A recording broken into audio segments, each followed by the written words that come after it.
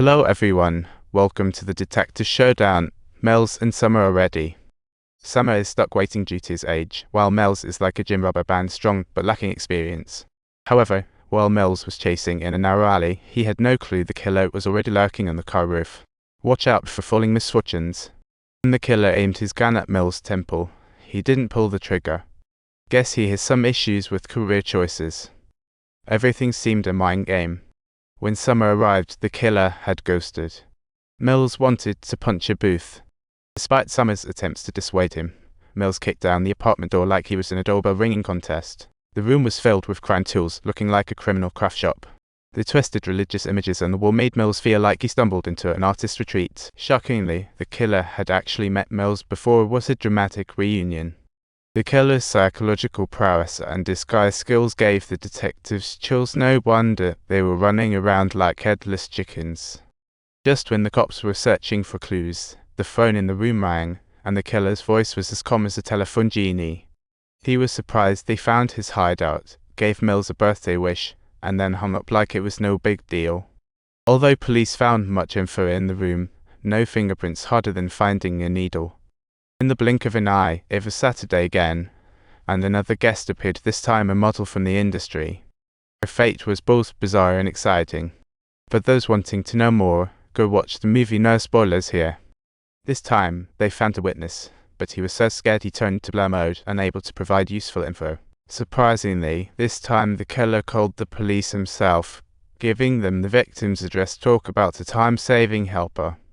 When Sommer and Mills arrived, they found a lady peacefully lying on the bed, with pride scrawled on the headboard. Why does she represent pride? Turns out the killer gave her a choice, accept the disfigurement or check out early. Sommer was nearing retirement, yet he chose to stick around a few more days like a playful grandpa. He knew this case wasn't a basic cat and mouse game. The ending was bound to be tragic, like a twisted fairy tale. Anyway, all that's left is anger. He cares more about not giving up on Mills' wish when they were ready to go back to the office. However, a man drenched in blood suddenly burst into the police station. Oh my goodness, this scene is like something straight out of a horror movie. Truly breathtaking and terrifying. Jesus Christ, this freaked me out. I need to talk to my lawyer. Oh Lord, that shout could summon the thunder. In the interrogation room, the cops learned the killer's name. John Doe, a high IQ, rich religious fanatic, a real overachiever. Sommer and Mills were puzzled as why confess when he still had one last trick up his sleeve. He told the police through his lawyer that there were two bodies still missing, and if they wanted to know where, they had to have Sommer and Mills escort him personally. As for timing, it all had to be done before 6 p.m. Are you bored of placing a bet on this? The police rejected the absurd request.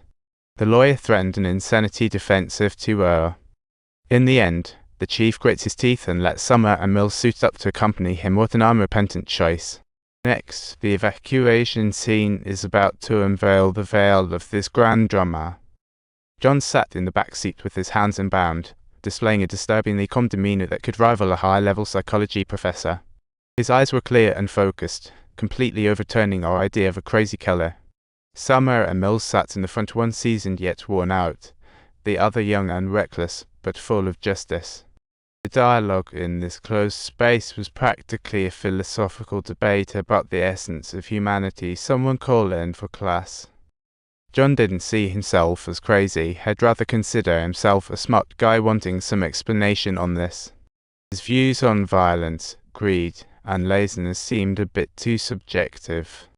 The camera turned to Sommer, whose gaze was complex, as if desperately trying to understand this grown child's mind.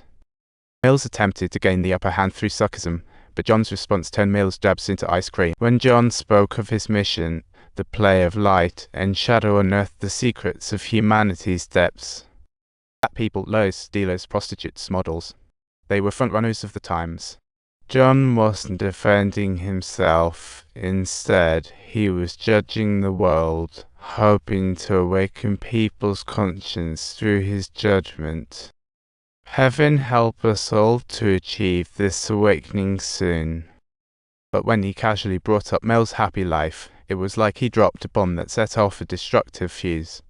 The audience may not have realized yet, But this seemingly ordinary conversation was a confession of the sixth sin. It was also the perfect bait for the seventh sin. Just as Mills was about to snap, they finally arrived at their destination, much like awaiting for happiness. The sunlight was growing ever more intense, as though nature herself was paving a hopeful and bright road for their fate. This few-minute conversation carried the core thoughts of the film, like a grand psychological trap. Just rewatch this dialogue, and you'll see every line is a hidden setup, laying the groundwork for the upcoming episodes. When anger trumps reason, the bottom line of humanity is shattered. Looks like you need to carefully write the ending. Just as John was taking Mills to the burial site, a sudden car out of nowhere left everyone dumbfounded. Sommer thought it was a delivery, and promptly drew his gun, only to find the guy said he was just delivering an irony-filled cycle. Don't forget, the excitement doesn't stop here. Be sure to hit that subscribe button and join us for more bizarre cases.